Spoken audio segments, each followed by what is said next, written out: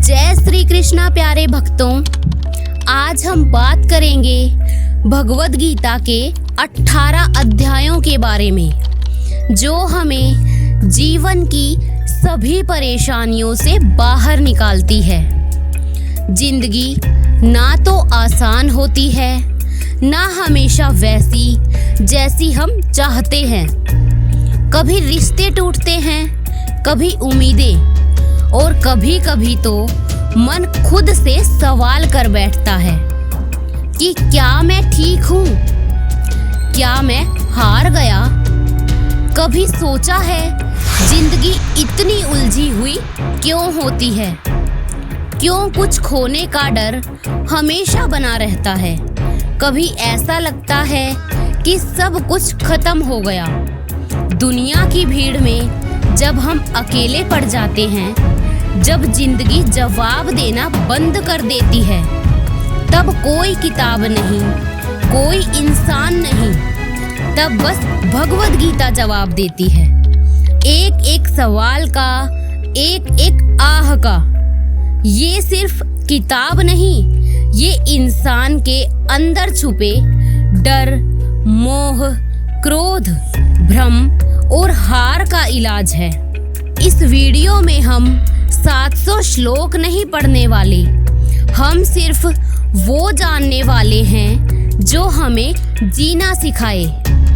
मुझे आज आपका थोड़ा सा समय चाहिए, और ये थोड़ा सा समय आपकी पूरी जिंदगी और आपकी सोच बदल देगा। आज मैं आपको वो बातें बताऊंगी जो भगवद गीता में श्री कृष्ण ने कही।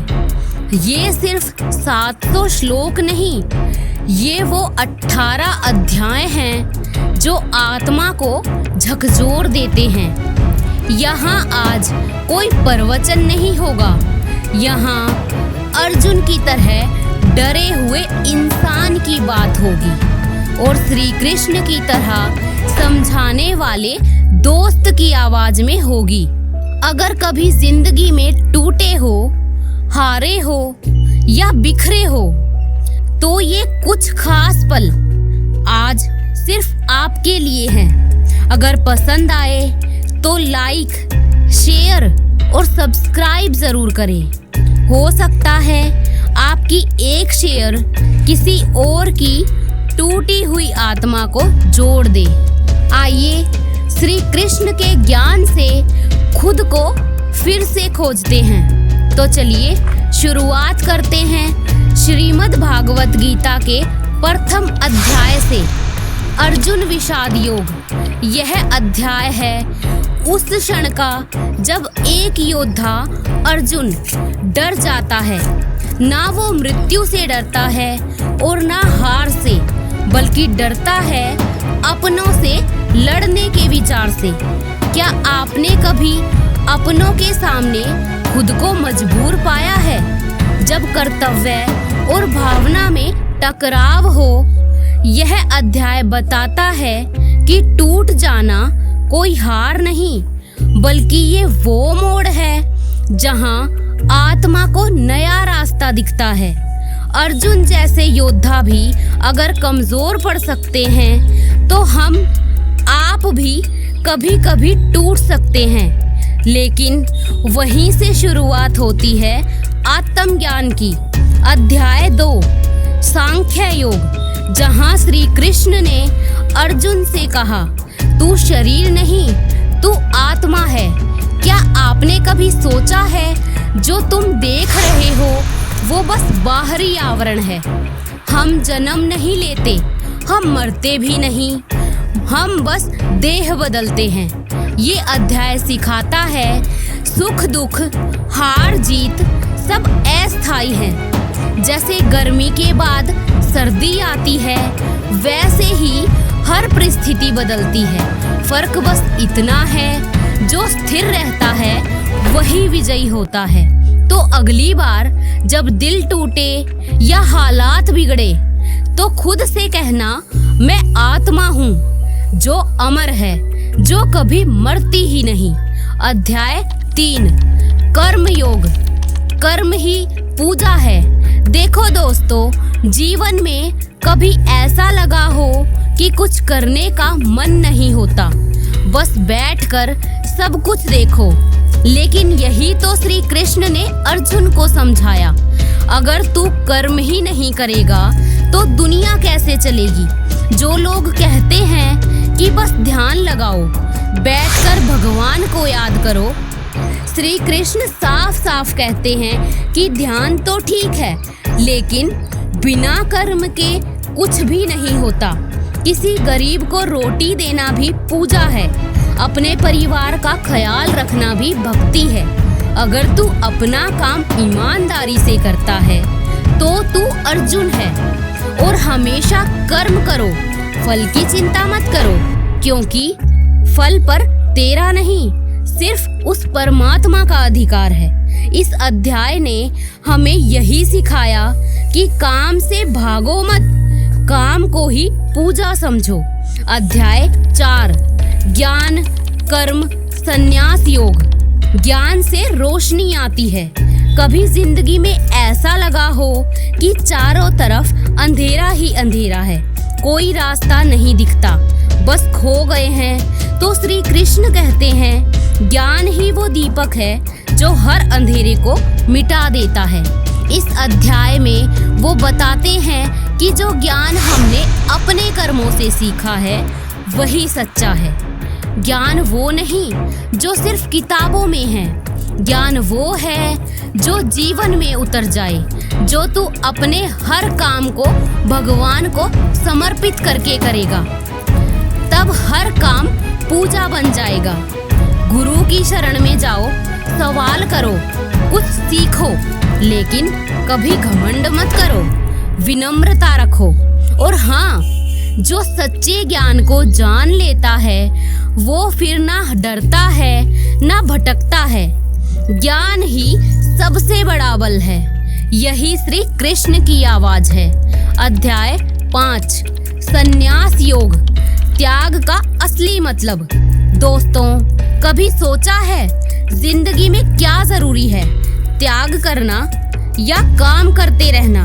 श्री कृष्ण ने साफ साफ कहा है, सच्चा सन्यासी वो है जो बिना फल की चिंता किए अपने कर्म करता है। सन्यास मतलब घर छोड़ना नहीं, सन्यास मतलब इच्छाओं का त्याग करना।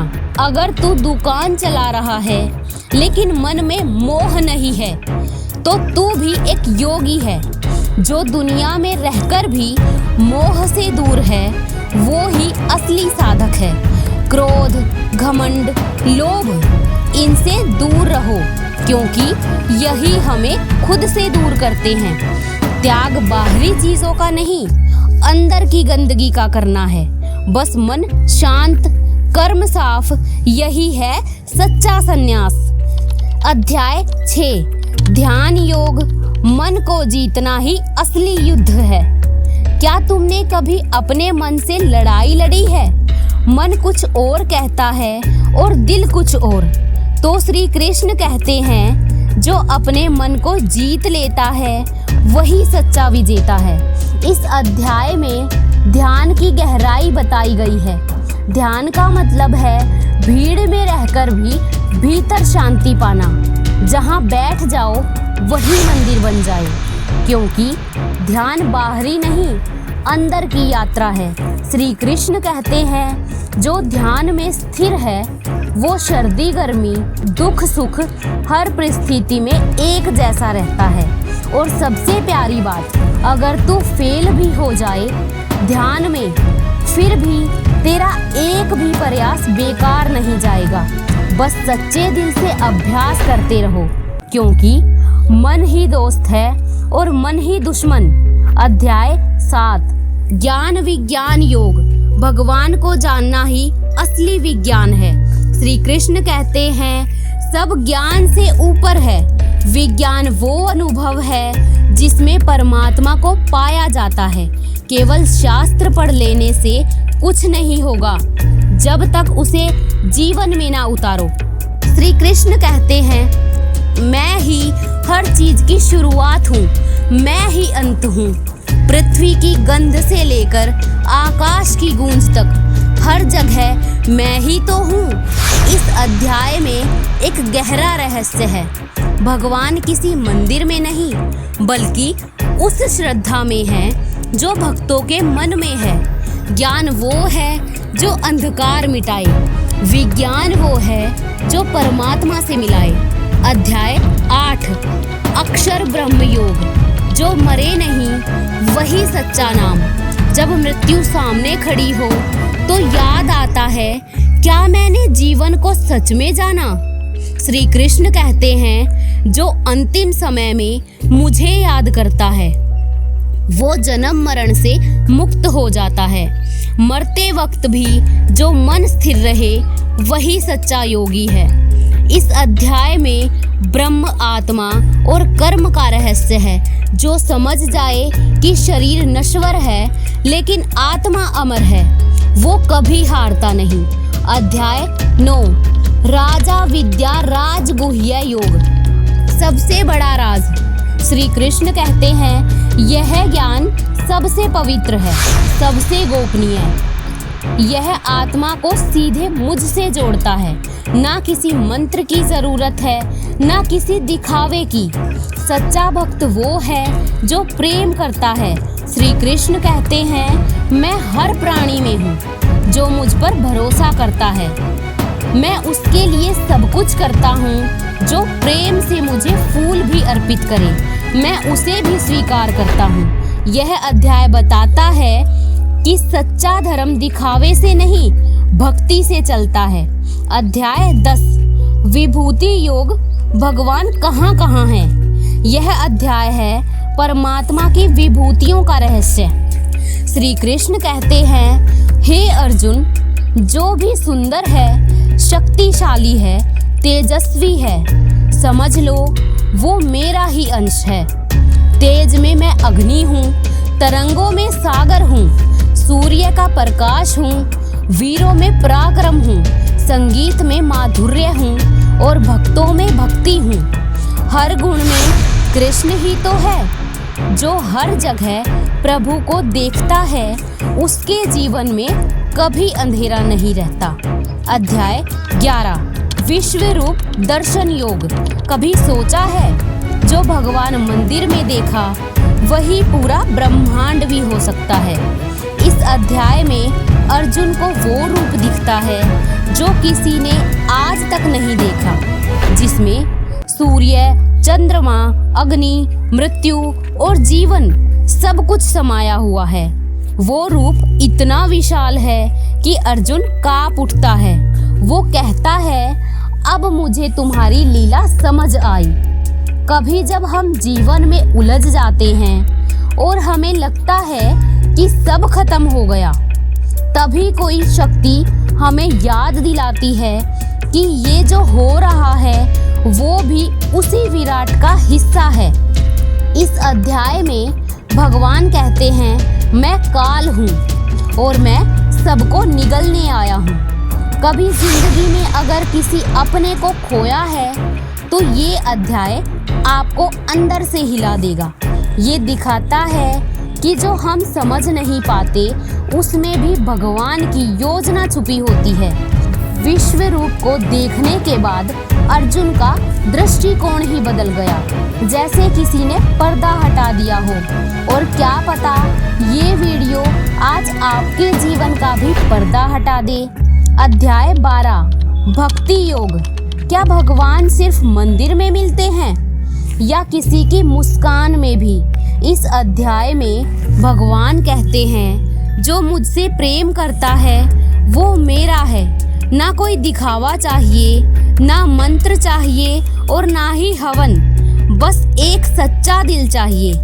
श्री कृष्ण अर्जुन से कहते हैं, जो मुझे फूल भी भक्ति से देता है मैं उसे स्वीकार करता हूँ। हम सब अपनी लाइफ में कुछ खोते हैं, कुछ पाते हैं, पर जो नहीं खोते वो है प्रेम। भक्ति योग हमें सिखाता है कि भगवान को पाने के लिए दौड़ने की नहीं, बस रुकने की ज़रूरत है। थोड़ा रुकिए, थोड़ा सुनिए, थोड़ा भगवान से बात कीजिए, वो सुनते हैं। कभी आप अकेले बैठे हो और आंखें नम हो जाए तो समझना भगवान आपके पास हैं। अध्याय 13 अक्षेत्र क्षेत्रज्ञ विभाग योग। इस अध्याय में भगवान कहते हैं ये शरीर क्षेत्र है और आत्मा ज्ञाता है। हम अपनी पहचान चेहरे, कपड़ों और नाम से करते हैं, पर असली में तो भीतर है। जैसे खेत में बीज बोया जाता है, वैसे ही शरीर में कर्म बोए जाते हैं। हम जीवन भर बाहर की दुनिया बदलते हैं, पर अंदर झांकने से डरते हैं। अगर आपने कभी खुद से सवाल किया कि मैं कौन हूँ, तो ये अध्याय आपके लिए है। हर दर्द, हर याद, हर डर शरीर में है, आत्मा में नहीं। और जब आप आत्मा को पहचान लेते हैं, तब कोई आपको तोड़ नहीं सकता। ये अध्याय आत्मा का आईना है। झांकिए, शायद आज आप खुद से मिल जाएं। अध्याय 14 गुणत्रय विभाग योग। सतगुण, रजोगुण और तमोगुण, इन तीनों डोरियों से बंधा है हमारा जीवन। कभी कुछ करने का जोश, कभी क्रोध, कभी आलस, यही तीनों गुण हमारे अंदर खेलते हैं। भगवान कहते हैं जो इन गुणों से ऊपर उठ जाता है, वही मुझे पा लेता है। कभी सोचा है क्यों हम कभी बहुत पॉजिटिव रहते हैं और कभी डिप्रेशन में चले जाते हैं? ये हमारे अंदर के गुणों का खेल है और हम इनके खिलौने बने रहते हैं। इस अध्याय में हमें समझाया गया है कि संतुलन कैसे लाना है। ना ज़्यादा उड़ो, ना नीचे गिरो, बस बीच में बहना सीखो। जब मन शांत हो तभी निर्णय लो, तभी सही होगा। और हाँ, सबसे ज़रूरी, खुद को दोष मत दो, गुणों को पहचानो और ऊपर उठो। अध्याय 15 पुरुषोत्तम योग। एक उल्टा वृक्ष है जिसकी जड़ें ऊपर और शाखाएं नीचे हैं। भगवान इस वृक्ष से संसार की तुलना करते हैं।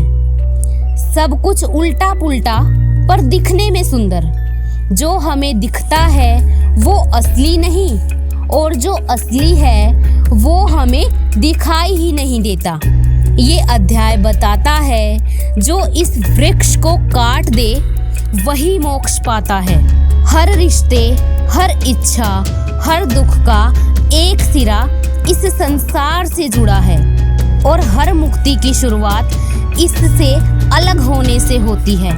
अगर कभी जीवन ने उलझा दिया हो तो यह अध्याय उस उलझन की कैंची है। अध्याय 16 देव असुर संपद विभाग योग। इस दुनिया में दो तरह की शक्तियां हैं, एक देवता और एक असुर, और दोनों हमारे भीतर हैं। देवता संयमी, शांत, करुणावान, और असुर क्रोधी, लालची और स्वार्थी। इस अध्याय में भगवान कहते हैं तुम कौन हो ये तुम्हारे कर्म तय करते हैं। अगर किसी पर दया आती है, अगर दिल दुख में कांपता है, तो आप देवता हो। पर अगर मन हमेशा खुद के फायदे में ही लगा रहे, तो असुर प्रवृत्ति हावी है। ये अध्याय आत्म मंथन है कि हम किस दिशा में बढ़ रहे हैं। तो चलिए आज एक वादा करते हैं, थोड़ा कम घमंड करें और थोड़ा ज़्यादा प्रेम। शायद यही पहला कदम हो आत्मा को देवता की तरफ ले जाने का। अध्याय 17 श्रद्धात्रय विभाग योग। श्री कृष्ण कहते हैं जिसकी जैसी श्रद्धा वैसा उसका फल। 3 तरह की श्रद्धा होती है, सात्विक, राजसिक और तामसिक। सात्विक श्रद्धा सेवा में है, सच्चाई में है। राजसिक श्रद्धा दिखावे में, नाम में और प्रसिद्धि में है। और तामसिक श्रद्धा अंधविश्वास में, खुद को नुकसान पहुंचाने में। अगर आप बिना दिखावे के किसी की मदद करते हो तो समझो आपकी श्रद्धा सात्विक है। श्रद्धा वो बीज है जो अंत में भाग्य बनकर उगता है। भगवान कहते हैं कर्म के पीछे श्रद्धा होनी चाहिए, तभी वो फल देता है। तो अगली बार जब कुछ अच्छा करें, मन से करें, ना कि बस दिखावे के लिए। अध्याय 18 मोक्ष संन्यास योग। ये आखिरी अध्याय है, पर शायद सबसे गहरा। भगवान कहते हैं सच्चा त्याग वो है जो भीतर से होता है। मोक्ष का मतलब दुनिया छोड़ना नहीं, बल्कि मोह छोड़ना है। हम सब कुछ पाना चाहते हैं, पर कुछ भी छोड़ना नहीं चाहते। पर जीवन की सबसे बड़ी आजादी छोड़ने में है। अर्जुन अब सब समझ गया और कहता है, हे कृष्ण, अब मैं लड़ने को तैयार हूँ। ये वही अर्जुन है जो पहले डरा हुआ था, पर अब आत्मज्ञान से भरा हुआ है। क्या आप भी किसी लड़ाई से डर रहे हो? तो यकीन मानिए ये अध्याय आपके लिए है। भगवान कहते हैं अपना धर्म निभाओ, दूसरों की नकल मत करो। अंत में भगवान अर्जुन से कहते हैं अब मैंने सब कह दिया, अब तुझे जो ठीक लगे तू वो कर। यही असली गीता है। ज्ञान दो पर दबाव नहीं। और इसी तरह समाप्त होती है भागवत गीता। ना सिर्फ एक युद्ध की कहानी, बल्कि आत्मा की यात्रा। ये सिर्फ अर्जुन की गाथा नहीं, ये हम सब की कहानी है। हर दिन, हर संघर्ष, हर फैसला गीता में कहीं ना कहीं लिखा हुआ है। कभी आपने खुद से पूछा है क्या मैं सही कर रहा हूँ? तो जवाब गीता में है। ये ज्ञान आपको मंदिर नहीं, भीतर का रास्ता दिखाता है। भगवान कोई बाहर नहीं, वो आपके हर डर, हर आंसू, हर मुस्कान में है। कभी थक जाएं तो ये 18 अध्याय दोबारा से सुनिए। कभी टूट जाए तो खुद से पूछिए, क्या अर्जुन भी हार मानता? अगर आपको ये वीडियो जरा भी पसंद आई हो तो प्लीज अपने अपनों के साथ इसे शेयर जरूर करें। शायद किसी का जीवन बदल जाए, शायद वो अपने जीवन की मुश्किलों का हल पा जाए। लाइक करें, कमेंट करें, क्योंकि अगली बार फिर मिलेंगे किसी नए अध्याय, नए रहस्य और नए भाव के साथ। क्योंकि यह सिर्फ गीता नहीं, ये जीवन का सार है।